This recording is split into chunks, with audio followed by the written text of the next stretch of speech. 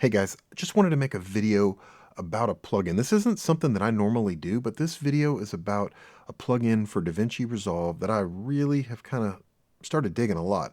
It's called Dehancer, and it's a film emulation plugin. Funny thing is, we all buy these high resolution cameras, 6K now, 8K, 12K, 4K, and then we bring them into our editing software of choice and do everything we can to like put grain on it and muddy up the picture and make it not look digital. Kind of funny, but that's a whole separate side rant. But anyways, I'm guilty of that just like everybody else. And I've been asked in some of my videos, a couple of them before, you guys have asked about how I do my color grading and stuff like that. And by no means am I a pro at any of this stuff. I'm sort of self-taught, but I think I do a decent job, and a lot of people have asked about it. So I wanted to show you a plugin that I use that I really like a lot. It's called Dehancer. And this is going to be a different format than I normally do. I'm going to show you guys right here on my screen with just some random clips from some of the different cameras I've used and kind of give you an idea how this Dehancer works. It's not going to be a comprehensive tutorial. There's a whole lot of those on the internet right now. And I'm definitely not an expert in this stuff, but I just want to show you kind of how I use it and what I really dig about this software. So let's go ahead and get on the screen here in DaVinci, and I will show it to you. So here we are in DaVinci. I've got a few of the clips in here, and I have got them graded. I'm going to go ahead and tell you now that this software, it is hard on your computer. I've got a 2019 MacBook Pro, 16-inch, 2.4 gigahertz, 8-core Intel i9 processor, 32 gigs of RAM, AMD Radeon Pro 5500M 8 gig graphics card. So pretty decent computer. I know they've come out with a lot of better ones since then. I don't have any trouble running most stuff with DaVinci on here, but with this software, it does bog it down a little bit. So I'm just going to warn you about that. It's very intensive on your processor. So anyways, today with this going, we'll get back here in DaVinci, but with this going in DaVinci, you're going to probably have a little bit of stuttering of the playback because I'm doing a screen recording and running DaVinci at the same time with this. So let's go ahead and go into this first clip, and I will go to the color page here. Let's just go ahead and go to the color page. So I've already put Dehancer on this. Let's go ahead and reset everything. We'll just, you know what? Let's just delete. Oh, let's just delete this node, just delete it all here. And then we will start by adding a node. So the way I do my stuff in DaVinci is it usually starts default with one node like this. I always add another one, save this first node for any adjustments I want to make over here to the raw file. I guess it's not raw, but the log image is here. So this is shot on the Sony a7S III. This is just a little clip from a wedding of the table here. Nothing spectacular, but this was shot on the a7S III in slog3 sgamut.cine. So I always use this second one over here, and that's where we'll put our Dehancer on. So as soon as you put it on here, you're like, oh, that's awful. Well, it is a little funky at first, but that's because you got to go over here to where it says source right here and drop down, and let's go ahead and choose camera. You download your camera packs when you get this thing, and we're shooting on a Sony. Camera is the a7S III, and I shot an slog3 sgamut3.cine. My ISO was 640 for this. I was outside. Okay, that's a little bit better. Now the way I like this software, you see when you get over here in the this node now has got your Dehancer effect on it. I like, first thing, I wish that the film grain wasn't enabled by default.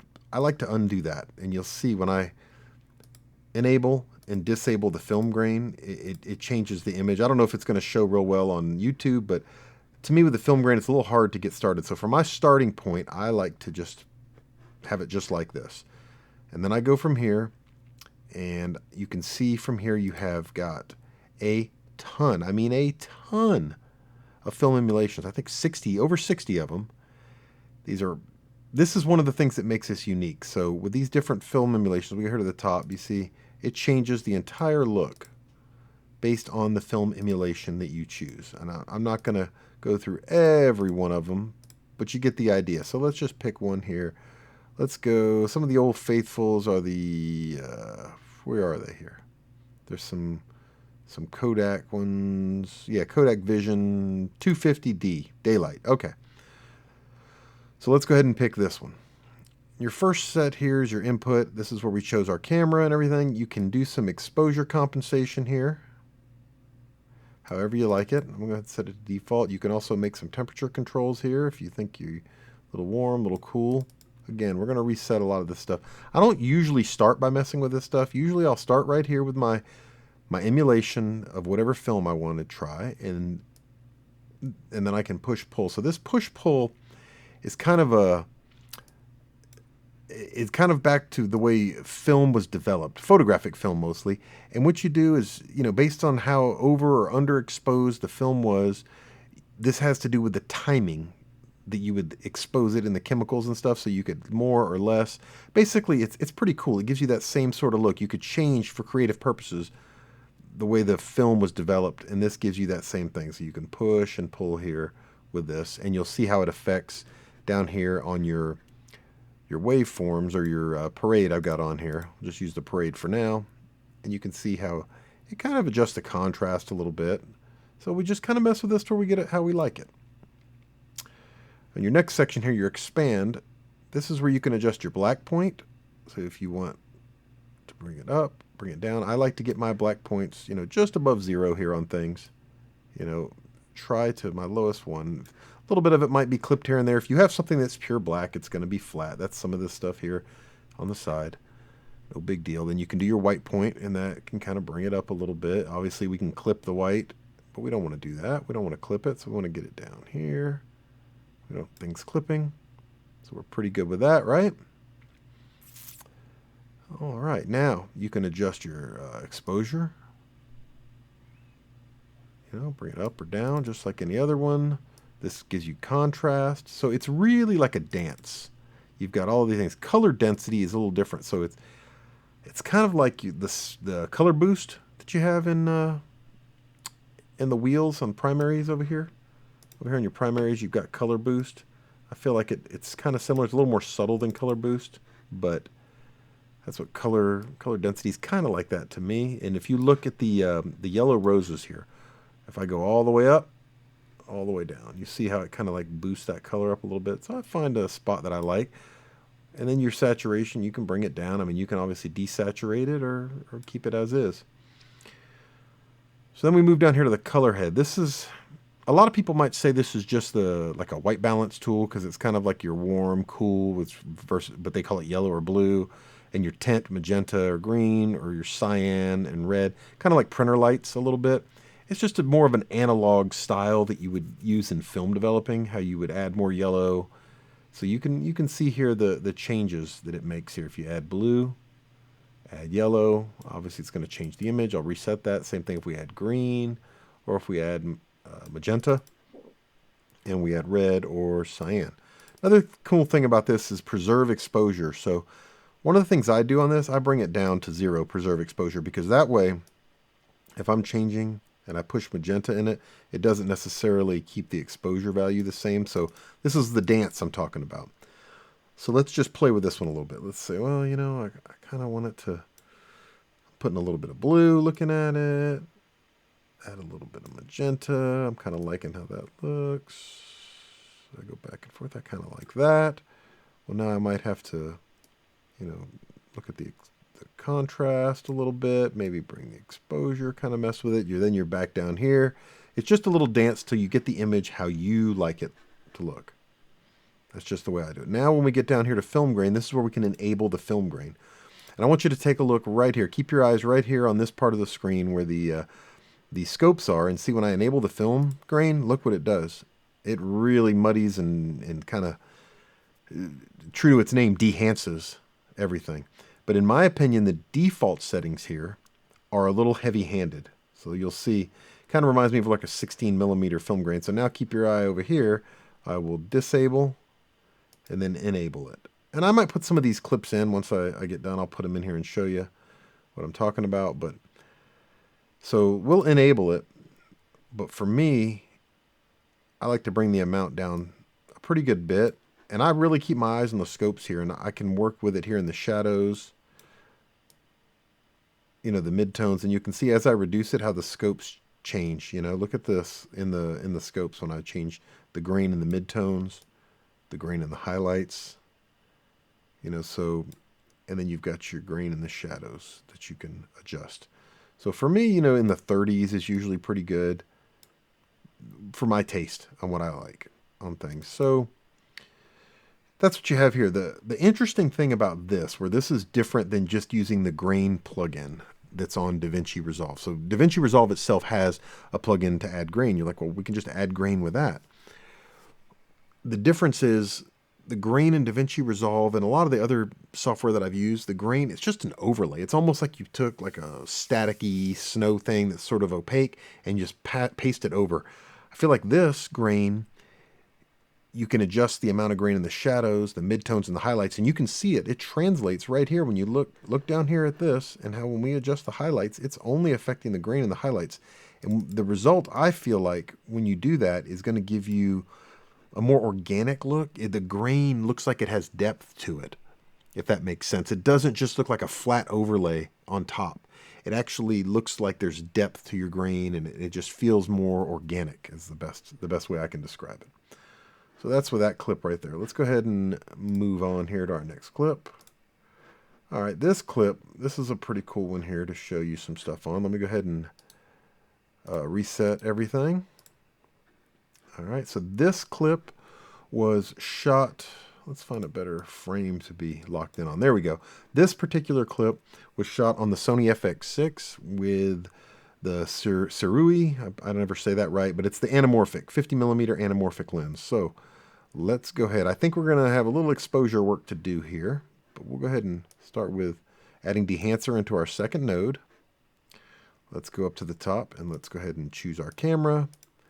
Our vendor is Sony. Our camera is the Cinema Line FX6, and I shot it right there. Boom. So you'll see, in my opinion right there, let's go ahead and disable the film grain. I feel like that's important.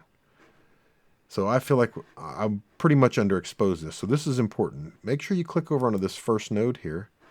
Let's go over to our wheels and let's adjust our exposure a little bit. We're going to bring up these shadows a little bit. Maybe bring up our midtones a little bit. Just get us to a little bit better spot. I kind of like where we're at right there. I feel like that's a nice starting spot. So now let's go back to node 2. Now let's start working with Dehancer. So here, if we want to mess with the exposure, we still can. I'm going to leave it alone. Let's choose our film profile. Let's go with something a little different here. Let's go, what do you think? Kodak Color Plus. I feel like this night was like kind of a stormy, reminded me of a night that it was like about to, we're about to storm this night, like about to have a thunderstorm. There we go. No, I'm not liking it. I'm still looking. This is where it can get very time consuming. All right, we'll go with Fujichrome Velvia 100. I'm liking that kind of bluish look to it. Let's do the push-pull and see what we get with that. I'm digging that. Bring our exposure compensation. I think that's fine where we're at. Maybe we bring our black point. I like that. White point. Yeah, I'm feeling... Now let's see, I think we need to add some contrast in this guy, right? Here we go. See, we're just messing with it here, having a little fun.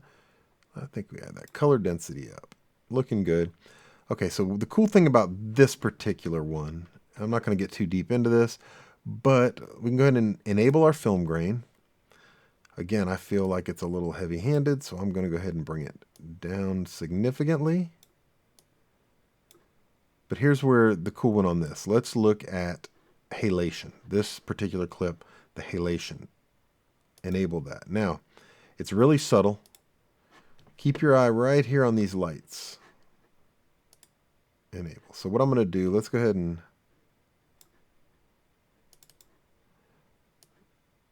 let's pump it up a little bit so we can we can really see what I'm talking about. So disable, enable.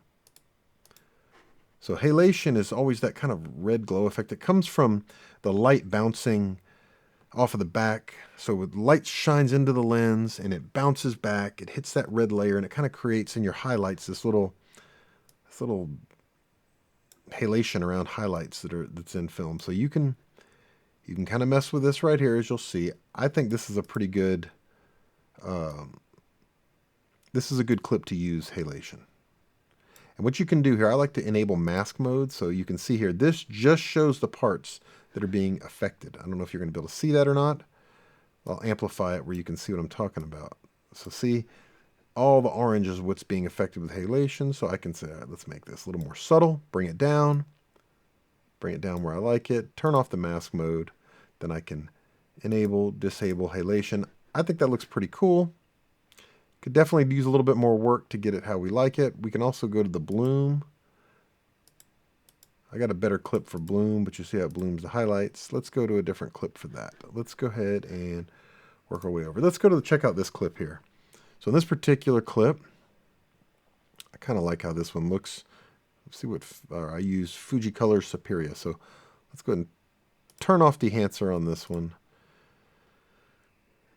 You'll see we've got our first, we made a few adjustments. We go to our second part, we added our Dehancer. This is the Sony FX6. This was shot on some vintage glass that I had. I think it might have been the 85mm Super Takumar, I think. I can't remember for sure. But with this one, I believe it's the bloom is pretty cool. So let's get a better hero frame here. Well, some kind of frame. I don't know if I call it hero. It's my friend Rob. He's my hero. Rob's definitely my hero. So here on the bloom, you'll see it's just subtle on his nose and just the highlights along the side of his face here. It adds, so you can really see it here on his strap there, around the strap when I enable and disable the bloom. So what the bloom simulates is kind of like everybody buys the diffusion filters and puts them on the front of their lens. That's kind of what this is simulating, giving you sort of that highlight bloom. Blooming isn't necessarily a film trait, it's more of a lens trait. So this lens was kind of a vintage lens. It bloomed pretty good already. But there you go. And that's what we got on this guy right here. They'll see the playback is a little choppy here. That's because we've got so much going on, but not too bad. All right, let's go to the next clip here. So this particular clip, this was from a wedding I shot. That's a pretty good frame right there. Without Dehancer, this is the raw or log footage. This was shot on the Sony a7S III. Boom. Put our Dehancer on there. I'm using the Fuji Eterna on this one. I made some subtle changes. We've got our film grain is enabled. We can disable the film grain. You see it cleans it up a little bit. Matter of choice. Halation, we can enable and disable. Doesn't really do a lot in this one. The blooms are big here, so look at the bloom. If I disable and enable the bloom, right here, you see how it does around the window, around the top of her head. The other thing I did on this one is I added a little vignette because the subject here is the mom. You can do that right here. Pretty cool. And give you that. It's really choppy, the playback with my screen recording, but you get the point.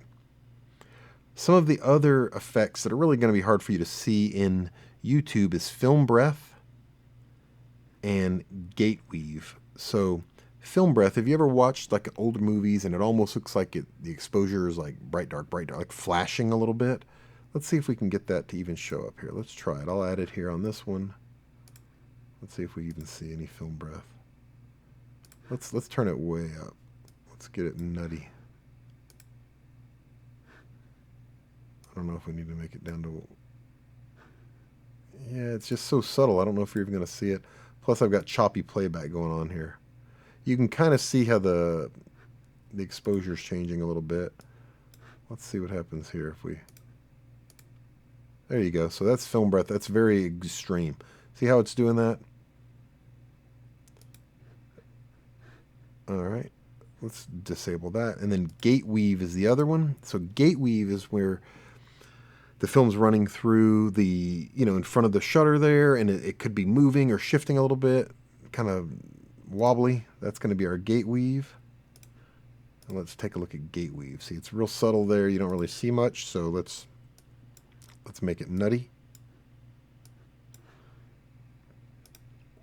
There you go. There's some crazy gate weave going on here. You see how it's just kind of shaking, almost like camera shake, like handheld? That's gate weave. We can even add a little rotation in there. So we can just have, I have all of it fully kicked up. I mean, obviously, that's a really cheap old camera. You want to add gate weave. You want to add film breath. You're going to make this thing look like it was old movie style. There you go. Like an old handheld camcorder. Like, you could kick up your grain. Let's play with this one a little bit. We got it going here. Let's get our grain on this one, and let's kick it up to excessive levels. See? We can kick up the grain. We can increase the size of the grain. And now you can see here we can make this look old. We can change our film stock to something black and white even. Let's see if we can find a black and white one pretty easy. See, you can do all this on the fly while you're... There we go.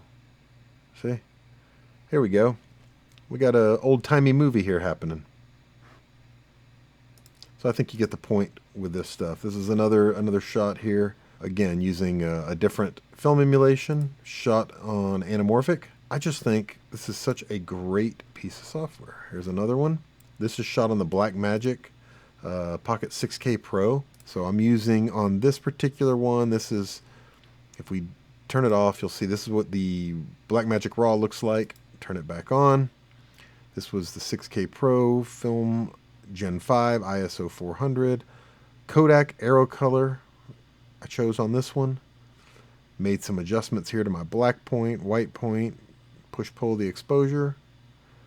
But you can see, I chose Kodak Aero Color.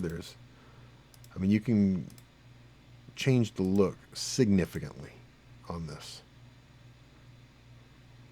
I think this is a really cool software, and you get some really cool look to it.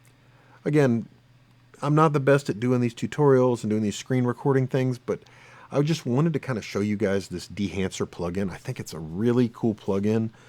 I've used Film Convert Nitrate, which I'd say is probably their competitor. I like this one better. I'll just be honest with you. I don't think there's anything wrong with Film Convert. It's pretty good. It's a little more limited in the number of film emulations you have. I don't think you have the variety here. This is like over 60 of them. I can't remember the exact number, but it's far less in Film Convert. I feel the grain looks a little bit more organic in this one. Now, Film Convert claims that their grain is done the same way. You also can adjust, the mid-tone shadows. So I think I'm just for me, I've found that I got better results when I use Dehancer over Film Convert. Now, Film Convert's significantly cheaper, and that's maybe why, I don't know. I just feel like you get a lot more with Dehancer, in my opinion. I like it a lot better for me. It's a little pricey, but it's a pretty good piece of software, and I feel that the results are superior using Dehancer over Film Convert. And I have the Film Convert Nitrate. I have the Cinematch, which I like a lot from them. But Dehancer is my preferred film emulation software. So if you guys like this, there'll be a link down below. I got with Dehancer because I liked it so much, and I said, hey, I'm going to make a video about this. And so they gave me an affiliate link. It'll be down below. It's either going to be an affiliate link or a code you can put in that'll get you a little bit of a discount and maybe throw me a penny or two if you don't mind doing that. And subscribing to my channel. I'd really appreciate it. I hope you found this kind of useful. A lot of people have asked how I graded and how I've done my stuff. This is kind of my process. Probably not the most professional process, but this is how I do it. I really enjoy doing this stuff, and it's always a learning process. Anybody who thinks that they've mastered this is crazy. I'm always learning and discovering new things. Dehancer is one of the latest things I've discovered, and I wanted to share it with you guys. I've been away for a while because we recently moved. Haven't posted a video in forever. This is the new space, and hopefully we'll be posting more videos soon. I've got a few things. The new software for the Blackmagic just came out. The Davinci 18 we're using now, and then the 7.9 with that gyro data. So I've got a video coming up about that as well. I made one about why I sold my A7S III and picked up that Blackmagic 6K Pro. You can check that video out if you like this one and see what you think. All right, again, thank you so much for watching. We'll see you in the next one. Bye.